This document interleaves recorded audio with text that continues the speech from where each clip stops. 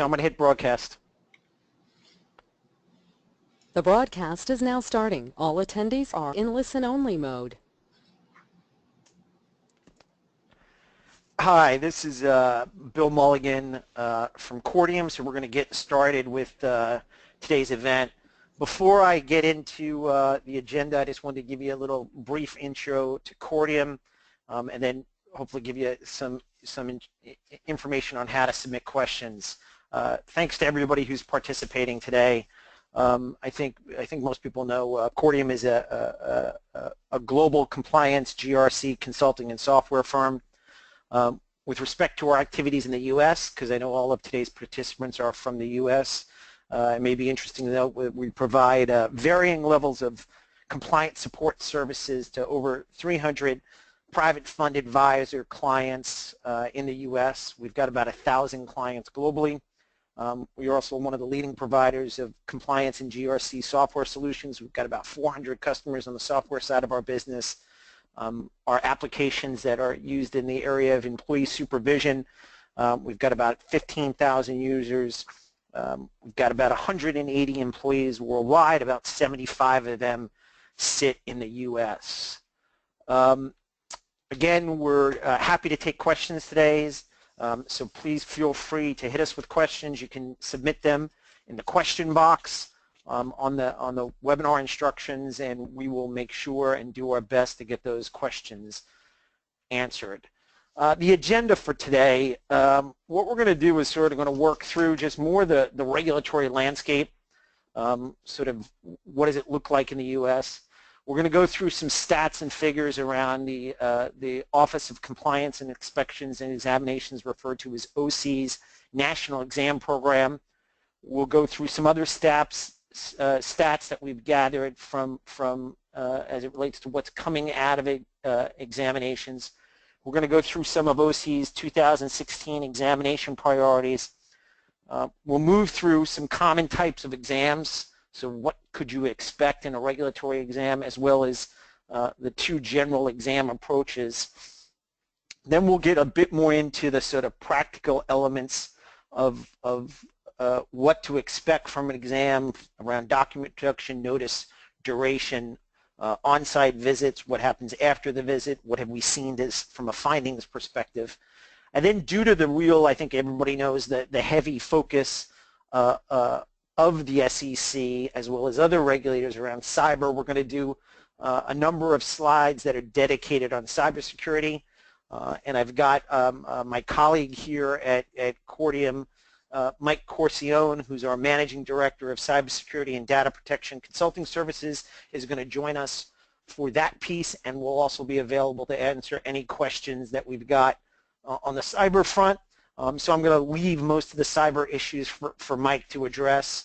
And then we'll come back to me, and I'll do a quick closing on just what you can think about doing now in advance to get yourself ready for the inevitable audit. So with that, we will get ourselves started. So as I said, we're going to start with sort of the regulatory landscape, and this just gives you some of the numbers around the number one, registered investment advisors in the U.S. We've got 12,130. Roughly 37.5% of those, or about 4,500, operate one or more private funds. I think, as everybody knows, since sort of Dodd-Frank, we've seen a lot of those registrations come online, over almost, close to 2,700. I guess it's also important to note out there are also 3,800 what are called exempt reporting advisors, and that's of interest because a number of those exempt reporting advisors could otherwise be firms that, as their business change and assets under management increase, could get to the point where they would actually become full registered advisors. Some of them, of course, may operate businesses in such a way, especially around the venture capital space, that you would not necessarily see them become advisors. Leads us to the next slide, where we just sort of give you some information, and this is mainly pulled, since we're speaking primarily today to people that operate private funds, some just general information on the number of private funds out there that we've culled from Form PF filings. and I won't go into that in too much detail, but it just gives you some stats around sort of the size of the industry.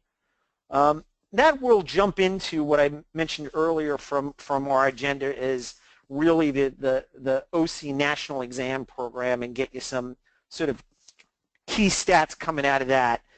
Number one, who are sort of the key people that we're going to deal with from a national exam and OCIE perspective? We've got Mark Wyatt, who's the sort of the director of OCIE, and Peter Driscoll, who's the associate director of the Advisor and Investment Company Program and head of OCIE's Office of Risk and Strategy. Again, they're key people at OCIE and in the National Exam Program. So what is really the four elements of the National Exams Program's mission? The four are, improve industry compliance. Again, there's a lot of outreach where they'll do CCO outreach seminars, get out. They will circulate risk alerts. So where they're having findings as a function of the audits they're doing, they will go out and share that information with CCOs. The second real big goal or aspect is to identify and prevent fraud. And this is really when you get into the areas of what the examinations themselves, they're going out doing these exams, reviewing whether advisors are, number one, complying with applicable requirements under the Advisors Act and applicable security law, when they're actually doing what they say they're doing under their own compliance programs. So you're seeing a lot of that. Then obviously monitoring risk is sort of the third big goal, third big aspect of it. And again, part of that is not only the data they're collecting upon examinations, but other data they collect through ADV filings and updates, Form PF, to see are there areas where potentially somebody's risk profile is changing in such a way that would warrant maybe an interaction with a regulator. And then finally, inform policy. So they're really, what are they finding as a function of this exam program, and maybe does it lead in a direction that would indicate that maybe a new initiative, a new rule, a new requirement is being put in place.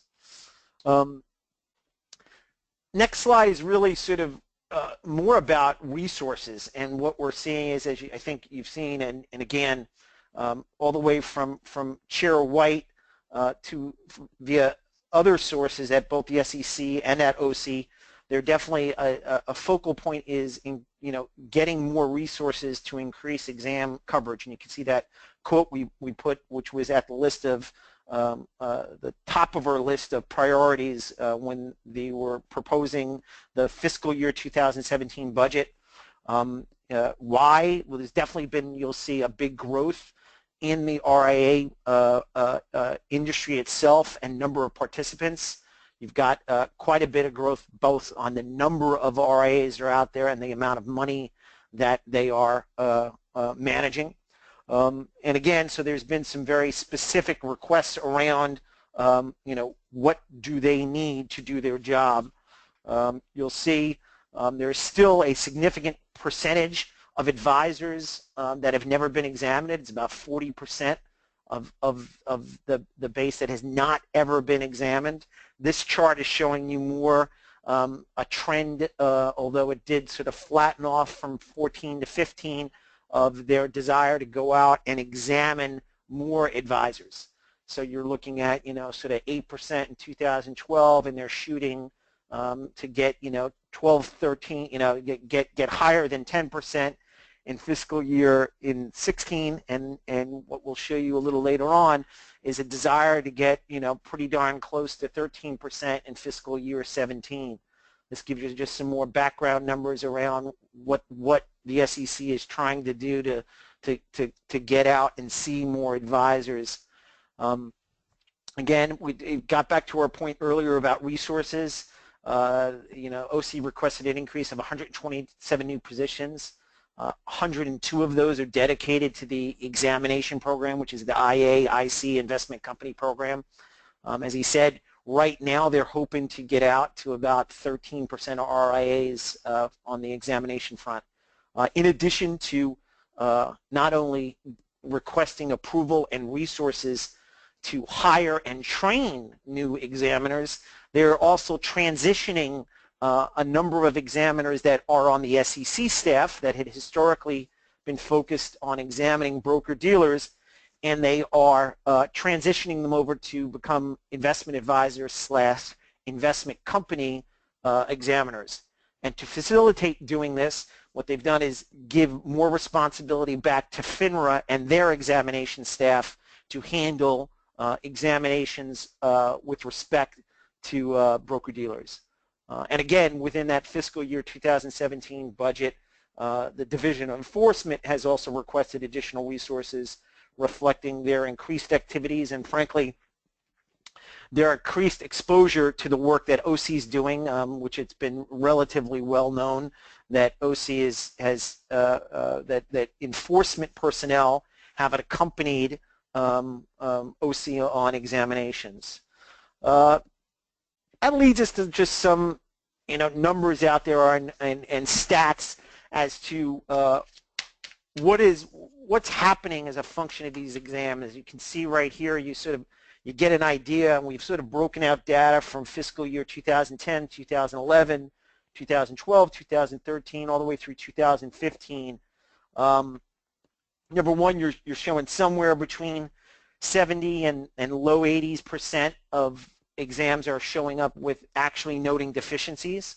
Again, although we can't get backup for it, that would lead one to believe that somewhere between 20-25% of examinations are not revealing any deficiencies. I would say we're probably seeing more of that over the last few years, based, I think, in a function on the change in way that the SEC is examined. They're doing much more, coming out of the now completed presence exam initiative, more risk-based evaluations where if they weren't necessarily finding any low-hanging fruit, they would move on with a no findings letter. It's important to note significant findings are coming down, whether that's a greater sensitivity in the marketplace, but you can see sort of 2010 you had just over 40%, and now you're just sort of under 30%. And then referrals to Division of Enforcement, which is obviously in the space you really do not want to be. Again, that is a number that is definitely coming down. The one thing I would say probably important to note here before we get into sort of a review of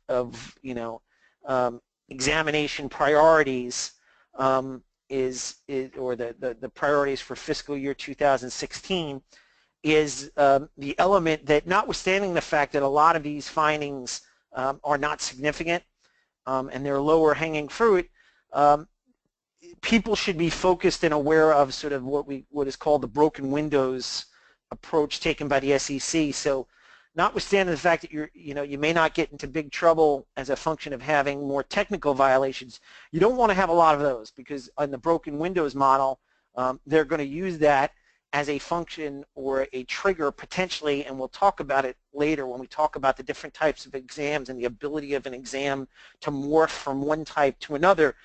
They will use that as sort of a philosophical approach to doing a much more expansive exam. So it is really important to build a program and operate a program in such a way that you keep even those low-hanging fruit or technical issues to a minimum, because frankly you just don't want to have those examinations last longer than they need to last.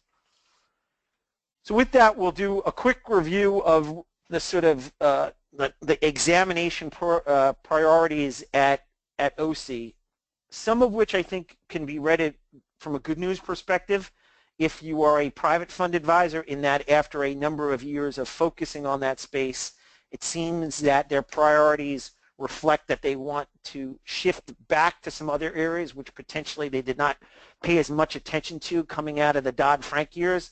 But again, they are sort of arguably from a bad news perspective probably becoming much more educated and sophisticated in the area of the private fund space, and will always keep some issues relevant to private fund advisors on the radar screen. So again, what jumps out at you here is you can obviously see focus on retail investors and retirement savings, obviously and market-wide risks, seeing, hey, there might be some areas we haven't been focused on. Data analytics, I think, is really going to affect everybody, because one of the areas, frankly, that they've expanded their data capture to use these data analytic tools that they've put together is really going to be a lot around private fund, because again, we know coming out of Dodd-Frank 2012, 2013, 2014, and then Form PF, they greatly expanded the types of data they are able to pull down via those filings as it relates to private funds. Notwithstanding the sort of the big picture examination priorities, and again, which I alluded to earlier, there is definitely a big focus around cybersecurity, and again, Mike's going to cover that himself later on. Fee selection and reverse churning, and initiatives around not only never before examined investment companies, but never before examined investment advisors, which, as I mentioned earlier, is a relatively sizable number. Private fund advisors, again, with a focus on fees and expenses. There's been a lot of press around the sort of expense allocation reviews being done by regulators. And in particular, it's been quite, sort of laser focused on the private equity space.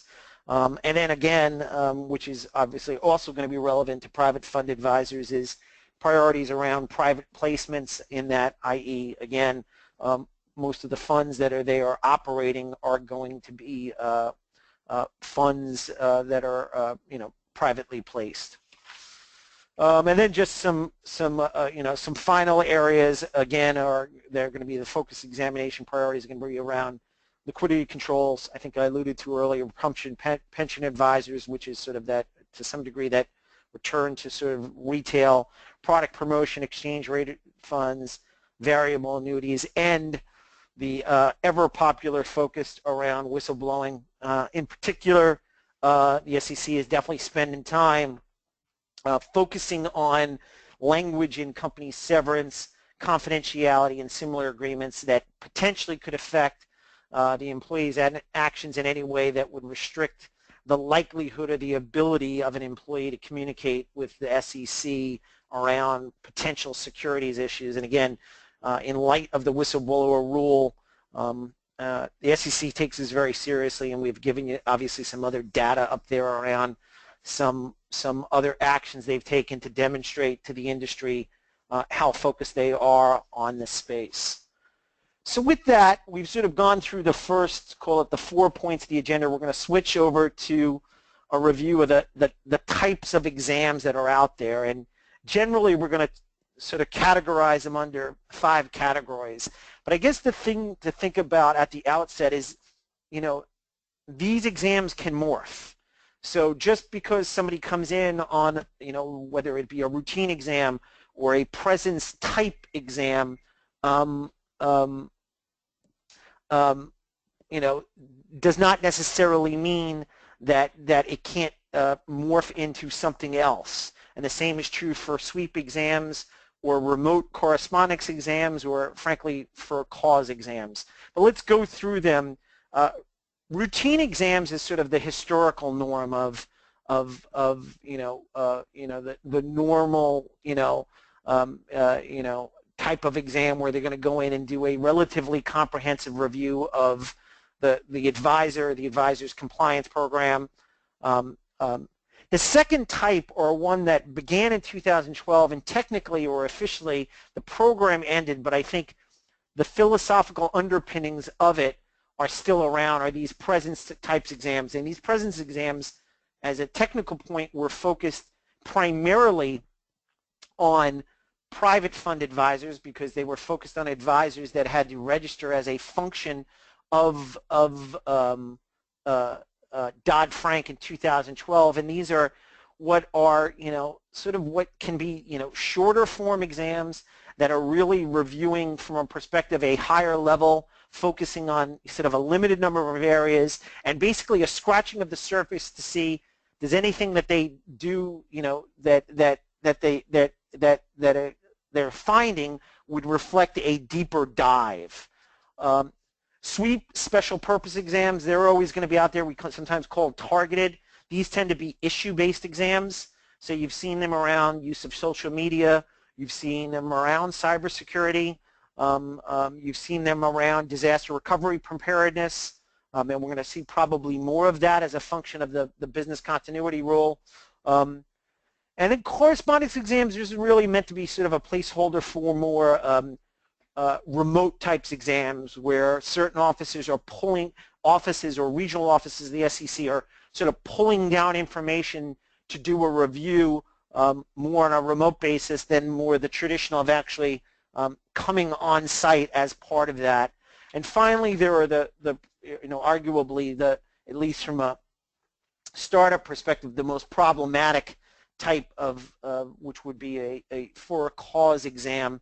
And usually those are based on some sort of a tip or a client or a / investor complaint. And we've given you some data there around that, where you've got 222 of these types of exams in 2013, 149 in 14, 173 in 15, and those exams resulted in 289 enforcement investigations.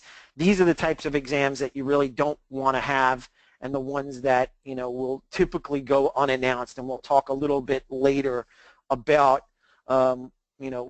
notice and things that you'll hear normally, but there is always the possibility of a completely unannounced exam. There are basically two different, although related,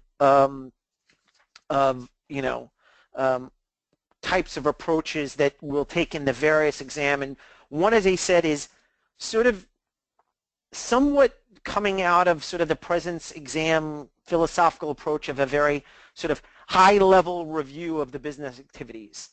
And we'll sort of stay at that 30,000-foot range unless they think based on that would be something that would potentially require them to go deeper. And what could something like that be? Like sort of in a very sort of extreme or simplistic view, that could be saying, hey, we're going to come in, we want to understand, give us a copy of your code of ethics or your compliance manual. And if, let's say, the response to that request were, hey, we haven't finalized one yet, although we've been registered for 18 months, that would probably raise a red flag that will require somebody to go down and do a much more expansive exam. Then there are what are called focus reviews, and these are more comprehensive. And again, they're similar to the presence exam approach, because you've seen after the presence exam, the next initiative was the never before examined initiative, and they sort of tend to focus on some core areas. And that is, again, around your compliance program. What have you put together? What do you do as it relates to identifying conflicts of interest and compliance-related risks? What kind of policies and procedures have you put in place to mitigate and address the conflicts that you think are relevant and in your business? Who's running the program? How is she or he knowledgeable and competent to fulfill that role? What kind of support do they have, both internally or externally, to run the program? Next area will be around filings and disclosure. I think you'll see a running trend that for those of you who have participated in other webinars we've done in the space, what is unique about, frankly, the U.S. regulatory regime as it relates to investment advisors is this is a disclosure-based regime. And they're going to spend a lot of time focusing on what kind of disclosure do you put out there to clients and investors around the operation of your business, your investment activities, your investment risks, and is there anything in there in the disclosures or a comparison of different disclosures that would reflect that potentially you're disclosing things either inconsistently or potentially not disclosing things that you should be disclosing. That sort of jumps into the other area of review on the focus reviews is around marketing. Again, it's getting back to that point that it is a disclosure-based regime. Then portfolio management and the ever-popular safety of client assets. So those are the approaches that you've taken, and sort of that's going to lead us more to more of the practical elements of what to expect when you're getting examined. And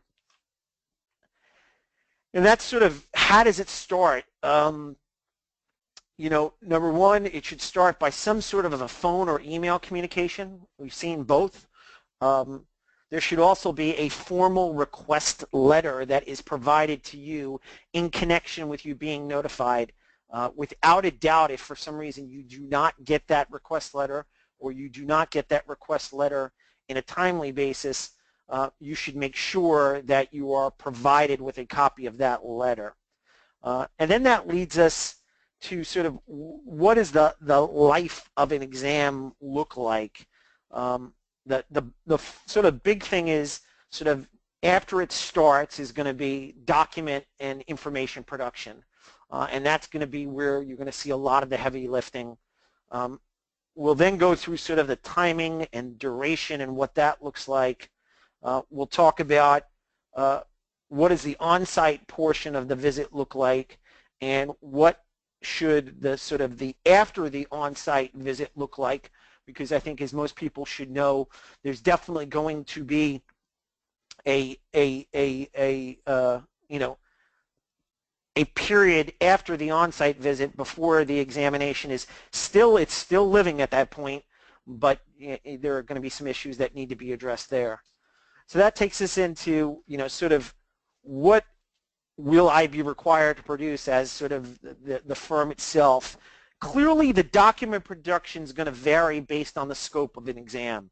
So when you're doing your sort of risk evaluation, presence exam, more limited, high level, you're probably looking at anywhere between 10 to 25 request areas. Obviously, I don't need to tell people, I think if it's an exam that is a sweep exam or a for-cause exam, it could differ because they will be focusing in on those issues. Your more traditional routine, what I would refer to as expanded type, you could have that initial request be more like 40 to 60 as opposed to 10 to 25. We've given some examples up here of the types of things that you will see, you know, org charts, lists of clients, types of clients, AUM of the clients, the custodian of the client, the type of the strategy, the type of fields, fees involved. You'll see here we make the point in Excel.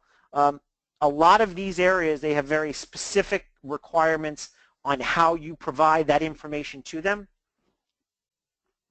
and you will be required to follow those formats. In particular, a lot of things need to be provided in Excel. That gets in the area around list of funds, numbers of investors, the domiciles, the structure, master feeder, side by side, standalone. They will look for information around natures of lockups, the amount of leverage. They're definitely going to look for what we refer to personal trading records. So that'll be your QTRs, which we're referring to there, quarterly transaction reports, all your personal trading records. They're definitely going to ask for trade block information, and again, that should have been stated that it would be in Excel. They're probably going to look at, you know, over a particular period of time, your most and least profitable trades to the extent you're an active trading company.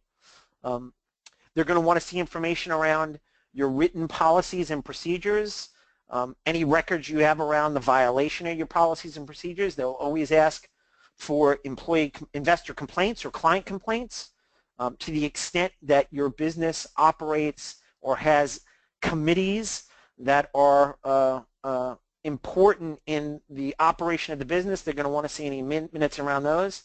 And they're probably going to then ask for sort of other marketing pitch books, materials, decks, and ADV Part 2Bs, which they would not otherwise have, where they will obviously already have your ADV Part 1 and your ADV Part 2A. One point, I guess, you know, again, it's going to vary. You know, after that initial request, you're always going to get an additional request for information. I'd say for your limited scope or your more risk-based exams, you're probably looking maybe another 5 to 10 items. For more comprehensive exams, you're probably in the space of more like 25 to 35. Some practical points in just thinking about how you respond to the whole document production perspective. we would state that you prepare a written response to each requested item. I would say you don't want to just be providing them with documents and information without context, because I think pretty much I have not seen a scenario where you did not want to provide some context around what you're giving them. The other thing about providing a written response is it's a track record. And again, even coming on the request, there are times that examiners will come in and ask for something verbally and just sort of say, hey, can you give me a copy of that?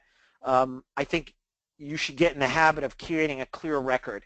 And as they provide you requests, they will modify it as a function of additive, right? So there'll be the 25 or arguably 10 to 60 things they give you in the extra request. Then they get you somewhere with another 5 to 35. And then as they keep going, you'll have a clear record of exactly what they asked you and what you provided to them. Can't really leave the area of sort of information / document production around. You should make sure you consider how you're dealing with attorney-client privilege. So are there things that would be subject to that you may want to address with your legal advisors?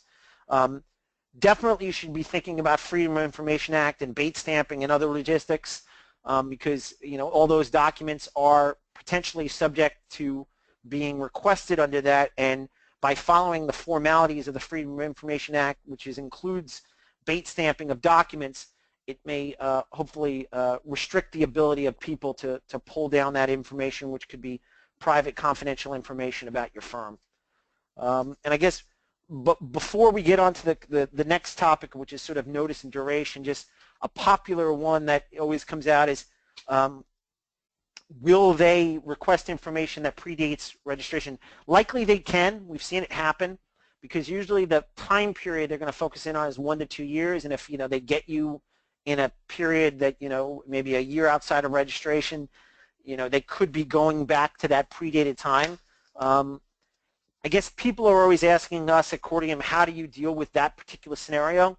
I mean, I think if there's areas of specific concern, you're going to want to discuss it with counsel. But our rule of thumb is, notwithstanding the fact that they're arguably going back to a period when you were not registered and not otherwise required to comply with certain Advisor Act rules and arguably keep certain records. If you've got the records, sometimes it's smart to give them what they're asking for, because from that perspective, I think it does more to frankly get the exam off on the right foot and have as opposed to already sort of getting the exam off in a place where it becomes, although it is implicitly adversarial, but it becomes much more, you don't want it to get to that place so early in the process. Getting to other logistics, how much notice are we seeing for exams? I mean, the historical piece is sort of, you've always sort of said 4 to 7 days was most likely. We're definitely seeing a lot of notice. I can tell you, we had a client that got notified of and going into an exam literally the day before yesterday, and they've got pretty darn close to 6 weeks notice. So that is a long period of time, and we're specifically telling the client in question that this is sort of a routine risk-based exam. It's nothing that it's anything. It's not a for cause exam, but you're getting a lot. How long should the advisors expect the exam to last? I would say, the on-site piece, there could be a big swing. For the ones that are following the more risk sort of quote presence type focus, we've seen those last on-site a couple of days, sometime a day, 3 days. Your traditional exams, those could be much longer. You could sort of be on and off-site over a 3-6 month period.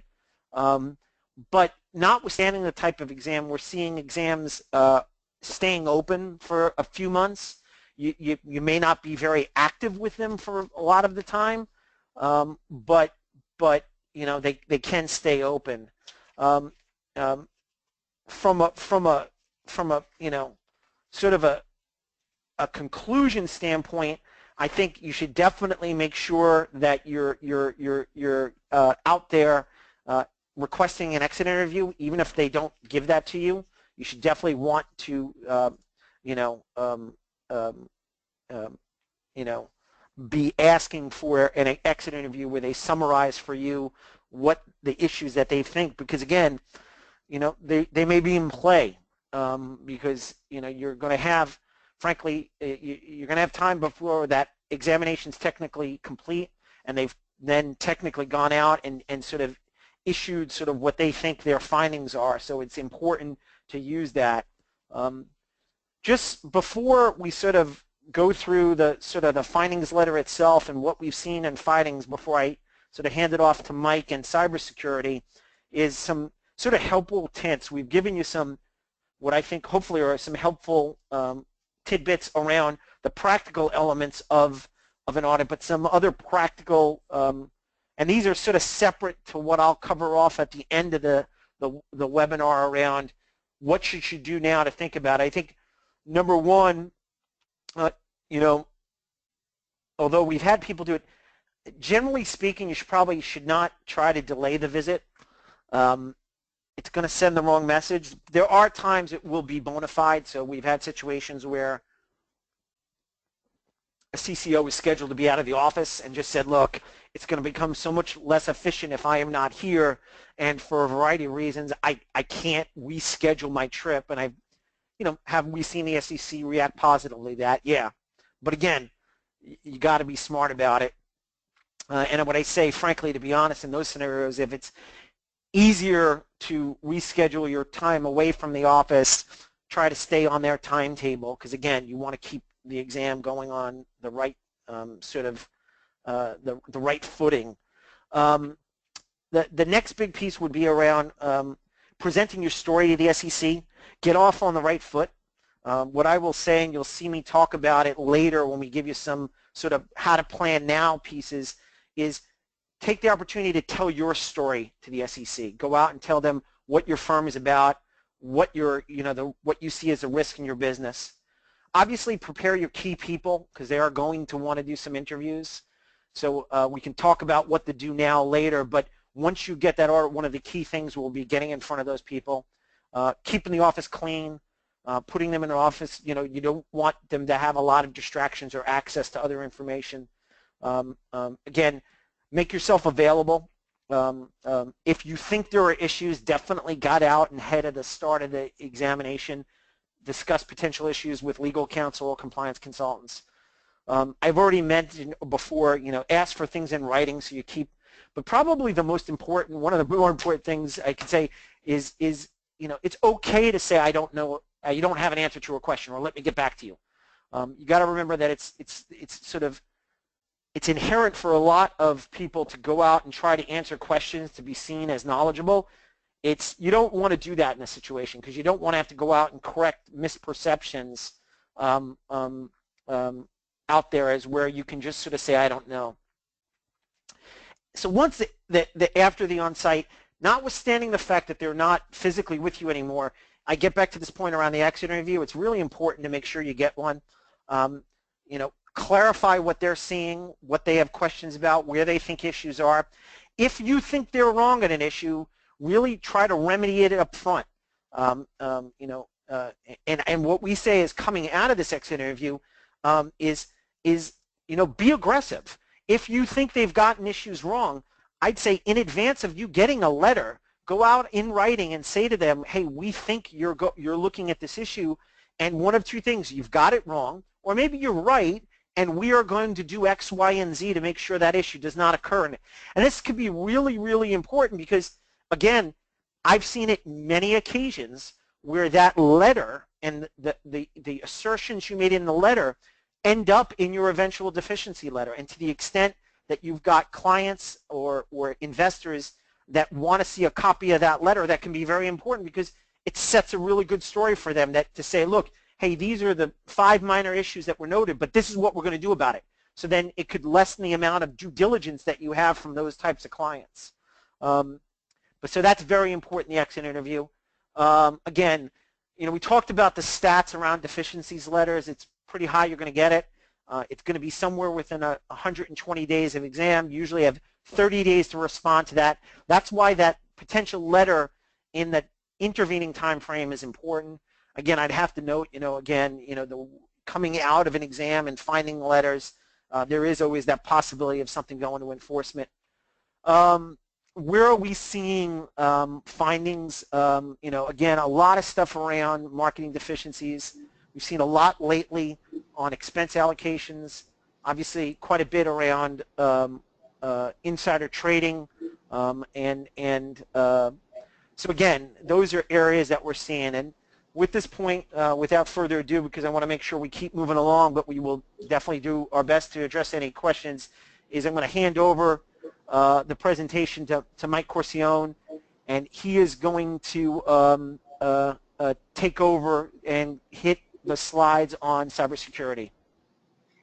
Great, thanks, Bill. So what I will do today is just take a run through and give an update on the SEC's position on cybersecurity, talk about the sweep exams that they've been conducting, some of their recent guidance and some of the enforcement actions, and same as on Bill's side, be glad to answer any questions if you want to send them across. So as most of us know on the call here, April 15th, 2014 was the first risk alert put out by the OCIE in regards to cybersecurity. And the initiative behind that risk alert that they put out was announcing to the marketplace that they were going to conduct a focused sweep exam specifically around cybersecurity capabilities. And the initial risk alert that came out from the SEC zoned in on several categories. It was about 28 questions that they outlined with a lot of sub-questions for them. And it really was an intent, as I said, to get a feel for where firms were. I think the SEC had started seeing, more and more breaches occur,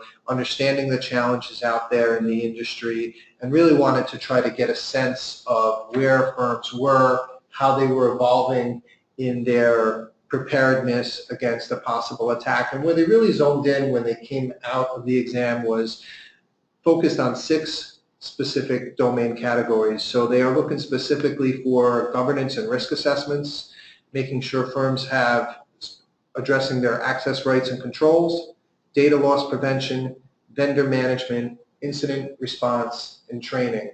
So coming out of that exam, the OCIE on February 3rd, 2015 released some of those results, and I'll just go through some of their findings that were probably the most alarming or concerning to the SEC. And they did find that a high percentage of the broker-dealers and advisors that they reviewed were moving along the guidance recommendation to have adopted written information security policies, but really only about half of the advisors were conducting audits to determine if these compliance policies were actually effective and that firms were enforcing the policies. They also found out that a lot of the written policies and procedures weren't addressing client losses. Less than 10% of the firms were actually had that documented. Another area that was a pretty high concern for them when they were looking at it was the fact that over 75% of the advisors and 88% of the broker-dealers did respond to the question of if they had a cyber incident or a data breach event that was related to a third-party vendor. Majority of those were tied to malware and fraudulent emails, but third-party vendors and partnership relationships, definitely an area where our industry has a lot of traction, a lot of presence, so it's very high on their radar for them. They also found that in regards to those third-party vendors and partnership agreements that firms had, advisors were doing a pretty poor job in handing out training to those partners and partners and vendors that were accessing their network, and really wasn't assessing the full risk that they were receiving from the vendor side for them. So that led the SEC to continue their focus on cybersecurity, and they followed up in September 15th, 2015 with their second risk alert on cybersecurity. And this one came down to focus and take the evolution of what they learned in their first sweep exam and start really letting firms know where they're going to go now that they've asked for a lot of the documentation. They've asked firms to document what their policies and procedures are and taking it down to the control level. They go through specifically in the second risk alert that they want to evaluate how firms are testing the controls in place. As mentioned in the first alert, it was pretty obvious that a lot of firms were documenting policies but weren't really adhering to them. So in the view of the SEC and many people in the security space, if you're not testing a policy, it can essentially be considered useless. Unless there's some validation that it's being enforced, it really is not a good security posture to have. So it was highly concerning to the SEC that firms were kind of going through a check-the-box exercise to document what was outlined in the first risk alert, but definitely not keeping on top of following through and making sure that we're being fully enforced for them. So that led the SEC then to continue their focus coming out of that and really announce that the exam priorities will continue into 2016 on continuing on those same categories of the governance risk assessment, access rights control, vendor third party, incident response, data loss protection, and really specifically where they want to see across all those categories is training. So they're very keen on making sure that firms are creating employee awareness, and most importantly that leadership is involved. So when they issued that first risk alert, they put out in the sweep exam a series of questions to be answered related to those 6 domain categories that I mentioned. 50% of the questions they asked were all around governance. So it's pretty critical in security concerns for all organizations, and probably more important in advisor firms and financial services firms, that leadership be involved. Leadership has to have an awareness of what the risks, threats, and potential consequences are.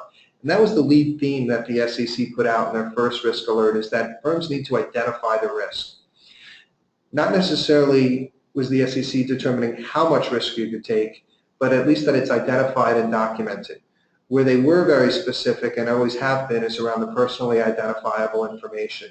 So that is the area where they are always going to be most concerned, and they have followed through and started issuing some penalties and fines for firms that haven't been adhering to that.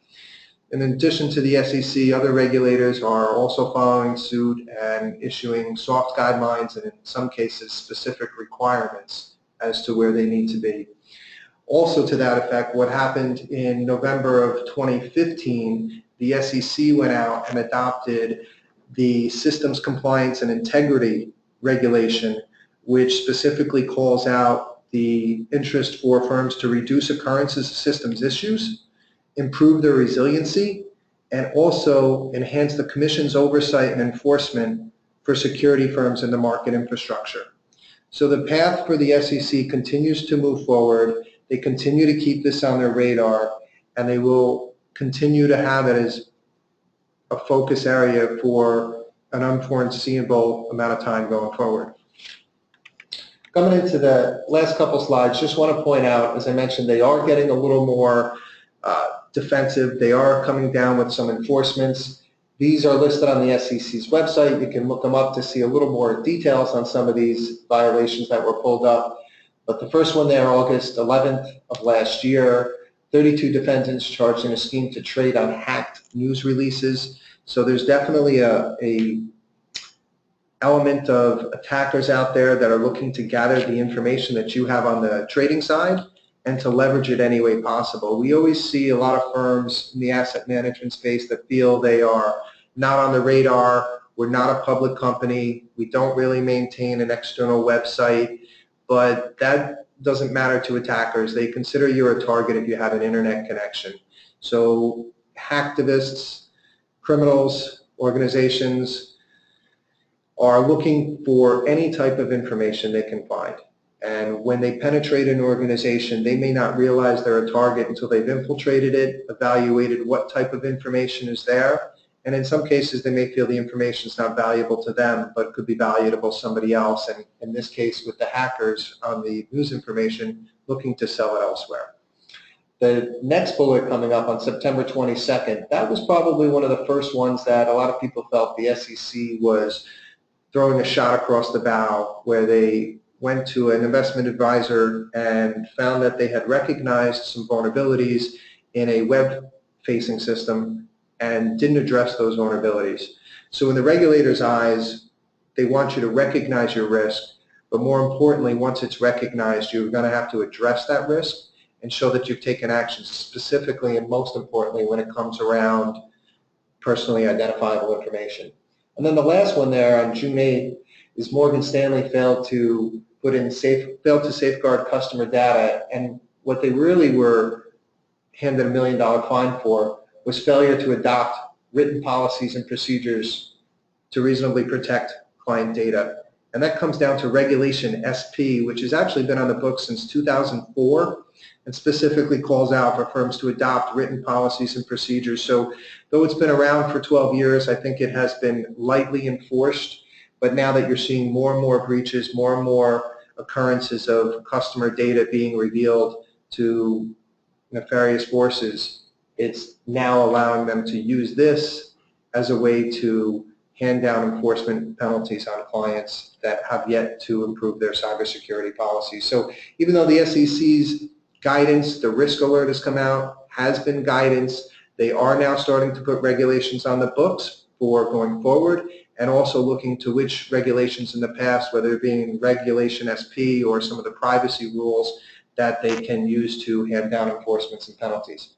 So with that being said, I'm going to hand over to Bill and let him handle our closing slides and then see where we want to address some of the questions. Bill, back to you. Great, thanks, Mike. So we're basically at the close of today's presentation, but I wanted to sort of give you something to think about. We went through a lot of the practical issues of audits by the numbers, what to expect from an exam, but what should you be doing now? And here are just some things. I mean, number one, I think, is beyond sort of looking at audit letters and organizing documents and prepping documents, create a first day presentation. Create a PowerPoint of how you would talk to the SEC when they come in. And this is who we are, this is what we do, this is the type of clients we have, these are the strategies we follow, these are the risks that we think are inherent in the business. And you see I mentioned here is tell your story. Don't let them tell your story for you. If you provide them lots of drips and drabs and information that they can then put together and paint the picture the way they see it, it might be a markedly different picture than you would paint or a story that you would tell. So definitely do that, have management involved. It does not need to be a treatise. It should be a relatively short document that you can work through. I think some other points is have some mechanism where you can demonstrate that you are proactively identifying conflicts. These are the 25, 30, 35, 10 conflicts in our business, and this is how we go out and address those. I think whether you do it externally or internally, you should do some sort of a gap analysis. Like, what are gaps in your business? Critically review that compliance manual. Are you doing everything that you say you do? And if not, how are you filling those gaps? I think you should definitely be reviewing your marketing materials. I'd compare marketing decks to RFPs, to fund PPMs, to ADVs, and make sure, are they all telling the same story? Are they consistent? Look at the areas where there's overlap. Could they find something? I think you should definitely spend some time, and you want to do this outside of the rush of an actual audit, is prep for expected interviews. Whether it's your CEO, your CIO, your PMs, your head trader, the people that you think will be required to be interviewed as part of an audit. One, it could hopefully frame for you or help them get prepared for the actual interview itself. It might also highlight for you people that you want to try to get out of an interview type format. And that also sometimes links back to the first day presentation. We've done that where, let's say, arguably the most prominent person in the business just did not do well in an interview format, being sort of peppered with questions that they weren't expecting, the way she or he responded. And, I mean, although I'm sure there was some discussion about making sure that person's on vacation when the eventual audit occurs, what you can do is sort of flip it a bit on it. And if you've got somebody that's key to the business that arguably it doesn't do great, maybe involve them in that first day presentation where they're much better when they're proactively delivering a message and giving the examiner, frankly, the information they want, but doing it more driving as opposed to being driven. And sometimes that's helpful because if you involve them in that, it might or at least is have the consequence where they may not separately ask to interview that person. Definitely, if you haven't done so already, you should really critically review your annual review process to make sure that they're being beefed up. And again, potentially look at having an audit prep exercise done or a mock audit. And then train your employees. If there are issues that you're finding in these things, how are you demonstrating that you're locking them down? So with that, we're done with the formal presentation. I know we've got a few questions, and I think what I'll do is I'll just take a couple of them quickly because I know we're coming up on our sort of the end of our hour slot. One question were, how long does the SEC give a firm to correct deficiencies they find? How do they follow up? Well, I mean, certain deficiencies can't necessarily be corrected, but they will look for you to tell them how you would arguably ensure that similar deficiencies don't occur. So let's say you're missing or have a bunch of late filings on personal trading. They're going to want you to tell them in writing coming out of it, what changes have you made? The one thing I will tell you is if you have been audited in the past and they did note deficiencies, you really need to make sure that those are addressed going forward. And if you do get examined again, make darn sure in the time period that you have to make sure that anything that they've noted in the past, i.e., let's say there was been some noted ones where they came in and said, hey, from a custody rule perspective, you missed the deadline for the delivery of your audited financial statements. Hey, if even that relatively minor issue comes out again, there's been circumstances where the SEC has come down and laid some heavy fines because they really get upset if they see the same deficiency occur twice. And then the last question that I'll sort of summarize, I mentioned this exit interview. Should these be in person or in writing? I've not seen them ever done in writing. I think the question would be in person versus maybe on a phone call. I'm relatively okay on either one of them. In person, you tend to get a feel of what issues do they think are important versus arguably not important. But yeah, I mean, you're probably not going to do them in writing because they're not going to give you anything written until they're ready to write that letter. And you want to make sure that you have that exit interview well in advance of getting the letter. So you're going to want to push something. And if they say, look, we can only do it by phone, phone is better than nothing. No doubt about that. Well, again, I want to thank everybody for participating today. For those of you who have participated in other webinars we're doing, this is going to be a series that we're going to expand over the coming months and years. So we'll be back to you, and when we have further other topics to look at, we will most definitely be coming out to you. And you'll hear follow-ups from our team definitely around the issue, because I know we've got we invited people around free videos, and there will also be a raffle to hand out a trial subscription to one of our software applications. So the team will definitely be following up on you with participants on that regard. But again, thank you so much for participating, and look forward to speaking with everybody again in the future.